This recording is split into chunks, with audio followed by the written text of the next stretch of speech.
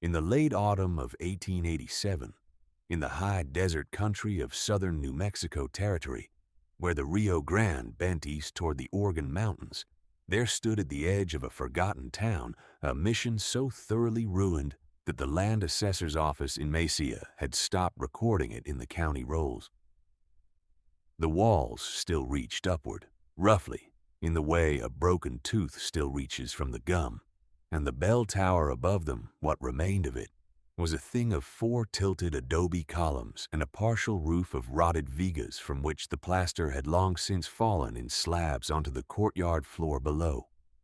The mission had belonged once to the Franciscan fathers who had come north from Chihuahua decades before. By 1887, it belonged to no one, which is to say it belonged to the county, and the county had no use for it. A woman named Nora Vane paid $2 for it at a tax auction on a Thursday in October of that year. She was 30 years old, and she had arrived in the valley 6 weeks earlier with a canvas satchel, a set of tools wrapped in oilcloth, and $11.40, which was everything she owned after the congregation that had employed her as a church bell founder's assistant had decided they required her services no longer. The reason they gave was polite and administrative. She had been the only woman in a trade that did not yet know what to do with women, and when the church in Las Cruces took on a younger, male apprentice from Albuquerque, the reason they gave for releasing her was a reduction in necessary staff. She did not argue. She had learned from her father, who had taught her the trade before consumption took him when she was 22, that a woman who argues in those rooms loses twice. She accepted the last month's wage they gave her, folded it into her satchel beside her calipers and her sounding rods, and walked out of the casting house for the last time. The smell of bronze and hot sand followed her into the street like a loyal animal. She had heard about the Mesilla Valley auction from a freighter on the road south, a broad-shouldered woman named Pina, who drove a mule team and talked freely. Pina had said there were parcels coming up for tax delinquency that October, old land nobody wanted. Nora had asked what kind, and Pina had said there was a ruined church somewhere up near the Salt Flats that the county had been trying to give away for 3 years. $2 was the minimum bid. The auctioneer's name was Hargrove, and he had the careful, flat voice of a man who had stood at many lecterns and delivered bad news with the tone of a weather report. He read the parcel number. He described the property as a structure of partial adobe construction, approximately 60 feet by 40, with an attached bell tower of uncertain structural integrity. He noted that the property included the tower, the courtyard, and the land within the original mission boundary.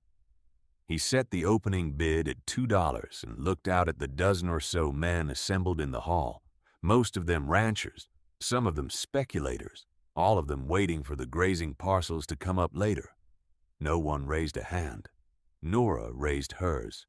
Hargrove looked at her for a moment with an expression she had seen before, not cruelty, not precisely dismissal, but the particular blankness of a man who has been presented with something outside his category and has decided to proceed anyway.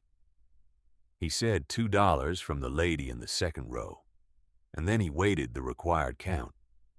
And then he said, "Sold," and that was the end of that. The man beside her, a rancher named Caldwell who owned a spread north of town, leaned over and said, not unkindly, that she had purchased herself a very fine pile of rubble. He said the bell tower hadn't had a bell in it since 1856. He said a family of owls had moved in sometime around 1872, and they were the only tenants the place had ever kept. Nora thanked him for the information and folded her receipt. She had not told him what she knew or suspected about the tower. She was not certain enough yet to speak it aloud. If you have ever passed a ruined thing and felt that particular pull, the sense that what looks spent from the outside has not yet given up what it holds inside, then you understand the feeling that had gripped Nora Vane since the freighter Pina had described that crumbling tower to her on the road south. Stay with this, because what Nora carried was not hope. Exactly. It was a specific kind of attention trained over 8 years beside her father in a casting house in Socorro. And that attention was telling her something worth listening to.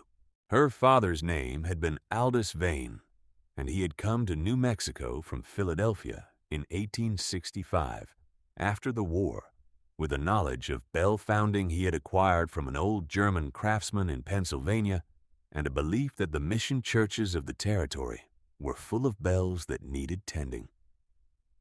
He had been right about the belief and wrong about the territory's willingness to pay for tending, but he had built a modest living and a considerable knowledge, and he had taught it to Nora from the time she was old enough to hold a sounding rod.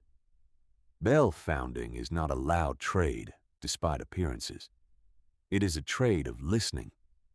A bell is a vessel, and the shape of that vessel determines what it holds, and what a bell holds is not air, but resonance, which is to say it holds a specific relationship between thickness and diameter and the composition of the alloy, and a trained ear can read those relationships the way a reader reads a page.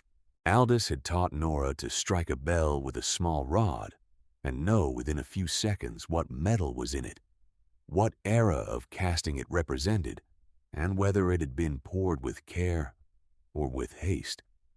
He had taught her that the bells of the old Franciscan missions in New Mexico and Arizona were sometimes cast with silver added to the bronze, not for vanity but for tone, because silver clarifies a bell's voice in the thin air of high altitude. And he had told her once about a mission south of Albuquerque that had been sacked and burned in the Pueblo Revolt of 1680, whose bells had never been recovered, not because they had been destroyed, but because someone, in the hours before the attack, had hidden them.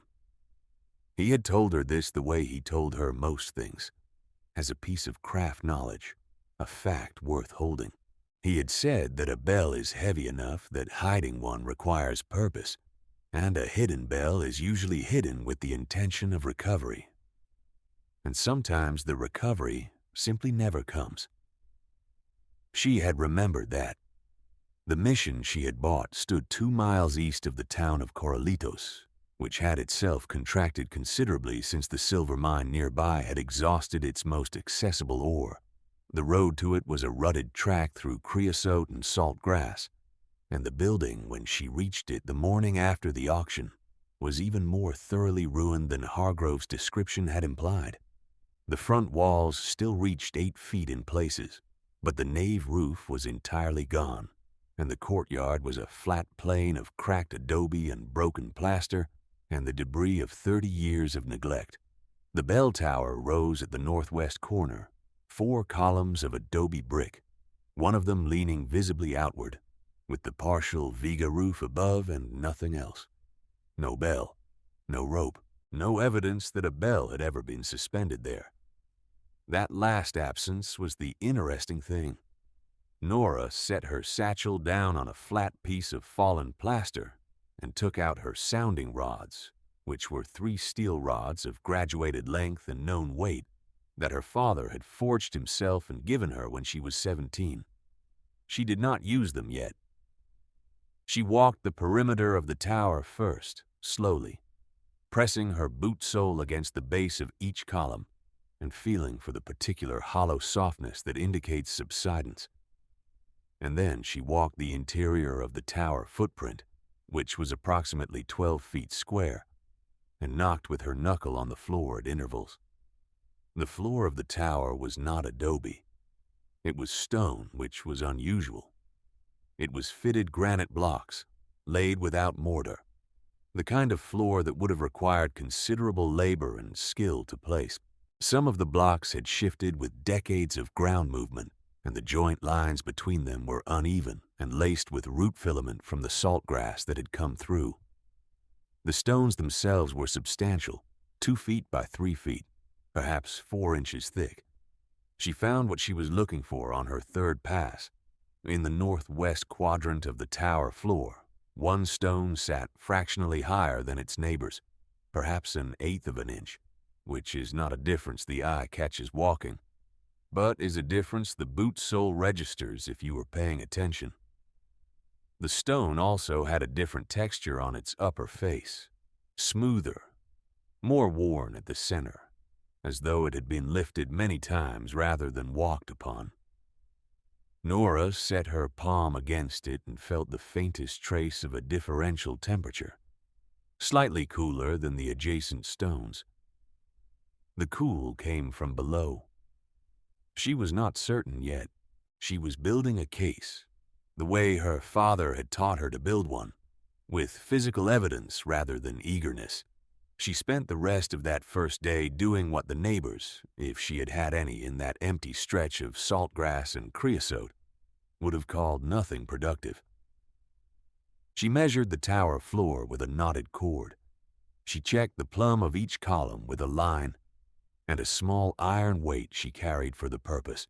She pressed her ear against the base of the leaning column and listened to it the way you listen to a wall for water inside. She walked out into the scrub and found where the original mission road had run, and stood at the point where a traveler coming from the east would have first seen the tower above the low brush, and she thought about what a priest or a lay brother carrying something heavy would have done if he had perhaps 3 hours before the situation became irreversible. A hidden thing is always hidden with a plan for retrieval, and the plan for retrieval always involves a landmark that the person hiding it expects to still be standing when they return. The tower was the landmark. The floor of the tower, made of dressed stone when the rest of the floor was adobe, was not an architectural preference.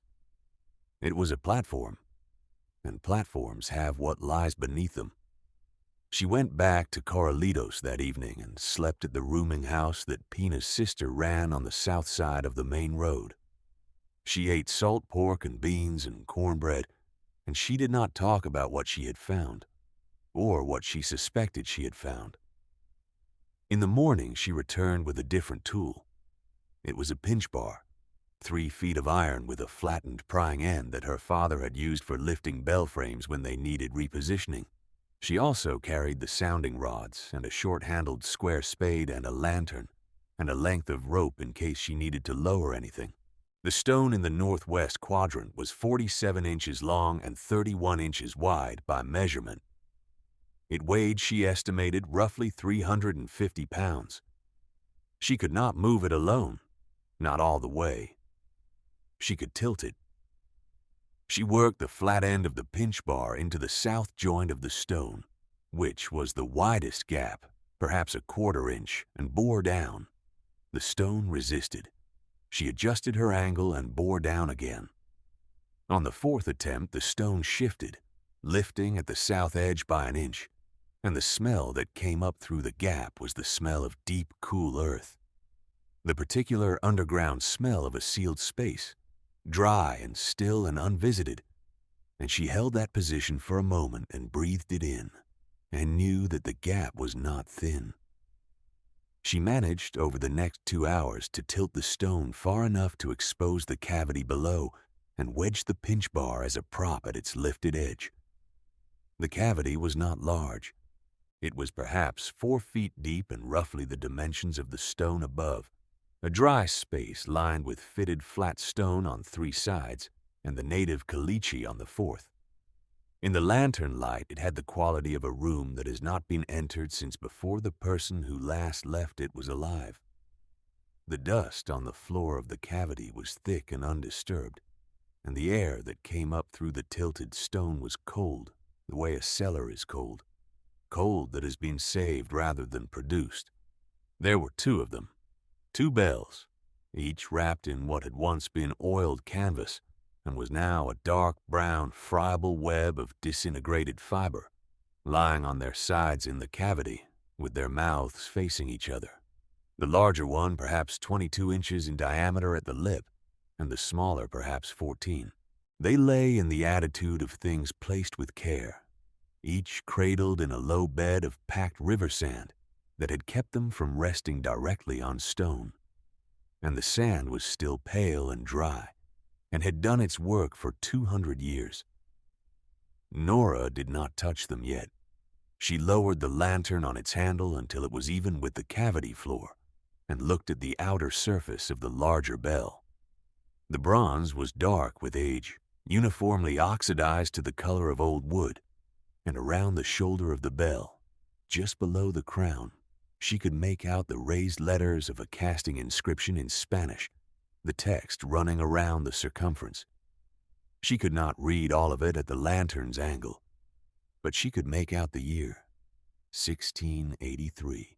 Across the valley, the county seat at Mesilla had a deed record she had already looked at before the auction, and that record showed that the original mission at this site had been established in 1679 and had been abandoned during the regional unrest of the early 1680s. The priest who had served there was listed in the old diocesan records in Santa Fe, which Nora had been to see the previous spring when she had first begun looking into what her father had told her as one Fray Custodio Bernal, who had left no further recorded history in New Mexico after 1683.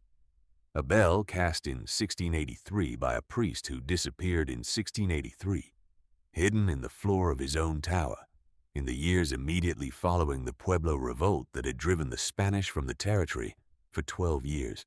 Fray Bernal had hidden them during the re-establishment period, after the Spanish reconquest had begun, when the missions were being rebuilt, and the question of what property had survived the revolt and what had been lost or stolen was a matter of active, sometimes contentious, legal dispute between the church and the civil authorities in Santa Fe. Nora had read enough of that history to understand the situation.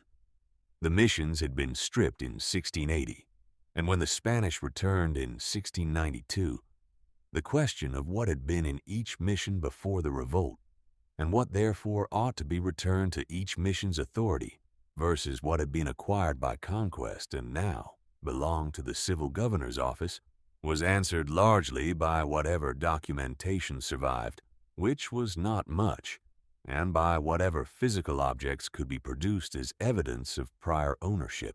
A priest who hid his bells in 1683 was a priest who understood that what he could not show might be taken from him when the accounting came due. There was no accounting for Fray Bernal. He had not been there when the reconquest succeeded. The bells had waited in the dark for 204 years, something worth considering if you have ever wondered what endures when everything above the ground has fallen away. Leave a thought in the comments about what you believe is waiting to be found in the places the world has stopped looking. The story of what Nora did next took the rest of that winter, and it is worth every word. She spent 3 days at the site before she attempted to move anything. The tilted stone she left as it was, propped by the pinch bar, the lantern lowered into the cavity at the start of each day's work, and retrieved before she left. She measured both bells with her calipers, noting the lip diameter and the height from crown to mouth, the wall thickness at 3 points on each, and the approximate weight she calculated from the dimensions and the composition. She noted the precise casting inscriptions on each, working the charcoal rubbing paper carefully around the curved surface of the shoulder, so the raised letters transferred cleanly, and she copied the text of both in a small notebook she carried for that purpose. She made detailed sketches of the crown, the shoulder, the waist, and the lip of each bell, noting the style of the casting seam and the quality of the surface work, which told her the founding had been done by someone with real knowledge of the trade. The larger bell had a small casting flaw on its south face, a shallow void where the metal had pulled away from the mold wall, which had been filled at the time with a plug of softer alloy. Her father had shown her exactly this repair technique, which had been common in the 17th century, before founders learned to manage the shrinkage better. The repair had held. The bell was sound. She made rubbings of the inscriptions using paper and a lump of soft charcoal she had brought for precisely this purpose. Her father had told her that documentation was the first tool, and the pinch bar was the second, and you did not use the second before you had completed the first. The smaller bell had an inscription that she copied carefully, and then spent an evening at the rooming house translating, with the help of a Spanish-English dictionary that Pena's sister kept on a shelf beside the Bible. The inscription read, in translation, something close to this: "Cast in the mission of San Custodio in the year of our Lord, 1683, for the glory of God and the memory of the righteous dead." The mission of San Custodio. The mission had been named after Fray Bernal's own patron, which meant the priest himself had commissioned the casting, had paid for it with mission funds or his own, and had placed it in the tower of a building that bore his patron's name. The bells were not abandoned property. They were the recorded property of a religious institution that, in diocesan law, still technically existed as a named entity, even though the physical structure had fallen and the land had reverted to the county. Nora was not a lawyer, but she had spent 6 weeks in the spring studying the property records in Santa Fe, and she had spent an afternoon with a retired magistrate in Albuquerque who had agreed to explain to her, as a professional courtesy and with no expectation of payment, what the legal standing of objects belonging to a named ecclesiastical entity would be under territorial law. The answer, as he had explained it to her patiently across the desk of his law office, was that such objects could not become the property of whoever discovered them simply by virtue of discovery. They remained the property of the named entity, which in this case meant the Catholic Diocese of Santa Fe, which had an unbroken institutional history reaching back before the revolt. If she found them on property she owned, she had no claim to the bells themselves, only to the cavity, which was structural to the building she had purchased. She had thanked him and walked back out into the Albuquerque afternoon and stood for a while in the main street thinking about that. She had come to a decision long before she lifted the first stone in the tower floor, and the decision was the same one she made now, standing in the clear, cold morning with her sounding rods in her hands and 2 bells that had waited 2 centuries in the ground beneath her feet. She would bring this to the diocese. She would document it completely. She would deliver it as the record it was, not as a discovery to be profited from, but as a return. It took 2 strong men from Corralitos whom she hired for a day's wages to help her raise both bells from the cavity and set them in the bed of the rented wagon she had arranged with the freighters company on the main road. The men were careful at her direction, and they did the work without comment, though one of them, a younger man named Ruiz, paused with his hand on the shoulder of the larger bell and said in Spanish that he had grown up in Corralitos and had never known there was anything in the old mission. Nora told him that was generally how it worked. He nodded as though she had confirmed something he had suspected for a long time. The wagon road to Mesilla took most of a day. The bells rode in the wagon bed on folded blankets, the smaller one resting against the larger, both of them still darkened with their 2 centuries of patina. Nora rode on the bench and watched the Organ Mountains come closer through the afternoon light. In Mesilla, she went directly to the church office, which was a small building behind the main parish church, and she asked to speak with whoever managed property matters for the territory. She was told by a young deacon that the person she wanted was a Father Ambrosio, who administered the diocese's records and estates from an office in Santa Fe and came to Mesilla only quarterly. The next quarterly visit was 6 weeks away. She left the deacon her name and the address of the rooming house and said she would wait. She did not wait idle. She had already made 2 copies of all her documentation, the rubbing sheets, the measured drawings, the copied inscriptions and their translations, the notes on the cavity dimensions and the sand packing, and the oilcloth wrappings. She had folded 1 complete set into a sealed envelope that she sent by post to the diocesan office in Santa Fe directly, addressed to the bishop, with a letter in plain language explaining what she had found, where she had found it, and the legal context as the retired magistrate had explained it to her. She enclosed a copy of her deed to the property as proof of her legitimate presence at the site. She kept the second set and the bells themselves. She also, in those 6 weeks, had a meeting she had not planned. There was an old man in Corralitos whose name was Esteban Perales, and who had been born, he told people when they asked, in 1809, which made him 78 years old, though he told it without pride and with the particular flatness of someone who found their own survival more inexplicable than remarkable. He lived in a low adobe house on the north edge of town, and spent his days sitting in the sun against the south wall of it when the weather permitted. Pena's sister had mentioned him to Nora in passing, saying that old Esteban knew things about the valley that nobody else remembered, and that he was mostly deaf, but not at all forgetful. Nora went to see him on a morning in early November, bringing a small paper of tobacco as a courtesy, because Pena's sister had told her he appreciated it.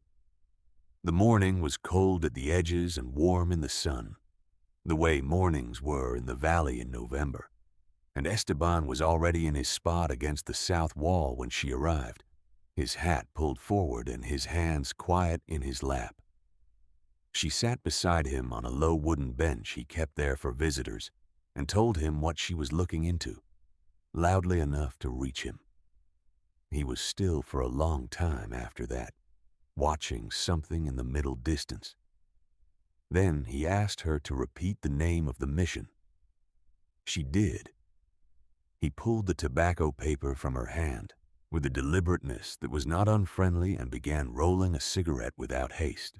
He knew the mission. He had known it as a child, when his grandfather had been one of the men who had tried without success to repair the north wall, which had been collapsing even then. He said his grandfather had told him that the old mission had once had bells, before the Troubles, and that the priests who came after when the territory settled down again had always said the bells were lost and could not be accounted for. He said his grandfather had believed they were stolen by the soldiers during the Reconquest period, which was what most people believed. Nora asked him whether his grandfather had ever mentioned Fray Bernal by name. Esteban was quiet for a long time. The sun was warm, and the Organ Mountains were very white at their peaks against the blue sky.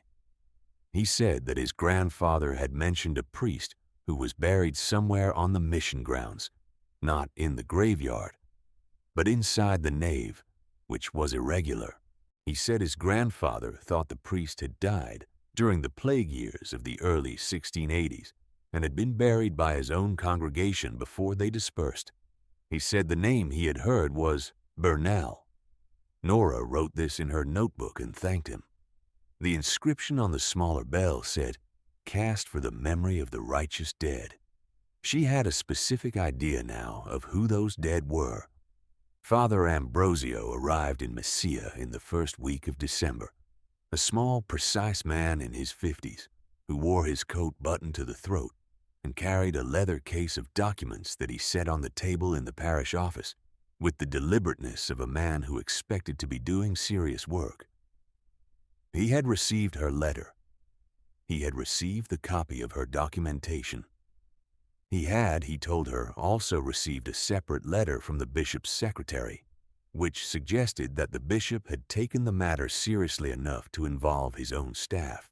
He asked her, before anything else, to confirm in her own words exactly where on the property the bells had been found and whether anyone other than herself and the 2 men she had hired had handled them. She told him. He made a note. He had the manner of a man who had dealt with fraudulent claims of recovered mission property before and had developed a systematic way of checking. She did not take this personally.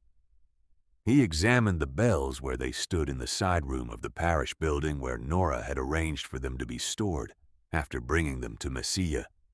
He ran his hand along the lip of the larger one and leaned close to read the inscription himself. He asked her several questions about the cavity, the sand packing, the oilcloth state, and the location of the tile in the tower floor. He asked her how she had known to look. She told him about her father and the casting trade, and what her father had told her about the missions and their hidden objects. She told him about the dressed stone floor in the tower, which was anomalous for a structure of that type and period. She told him about the lifted stone, the differential temperature. Father Ambrosio listened to all of this without interruption, which she appreciated. He told her that the bells were, by his reading of the diocesan records, registered property of the Mission of San Custodio, which had been entered into the diocesan rolls in 1679 and had never been formally dissolved. He told her that under ecclesiastical law, which in this territory had a formal relationship with civil law on matters of mission property that dated to the Treaty of Guadalupe Hidalgo, the bells would be returned to diocesan care. He told her that the diocese would be responsible for their proper cleaning, documentation, and placement. He paused. He told her that the diocese was also in the process of establishing a small museum of mission history in Santa Fe, in partnership with the Territorial Historical Society, and that objects of this provenance, properly documented and with a clear chain of custody, were precisely the kind of objects the museum intended to hold. He said that her documentation was the most thorough private record of a find of this kind that he had encountered in 20 years of managing diocesan estates. He asked her whether she would be willing to prepare a written account of the discovery for the museum's permanent records. She said she would. He asked whether she had any claim she wished to press regarding the bells themselves. She said no. He looked at her carefully and then said, in a different tone, one that had less administration in it, that the diocese would consider itself indebted to her, which was a phrase he did not use lightly, and that he intended to say so in his report to the bishop.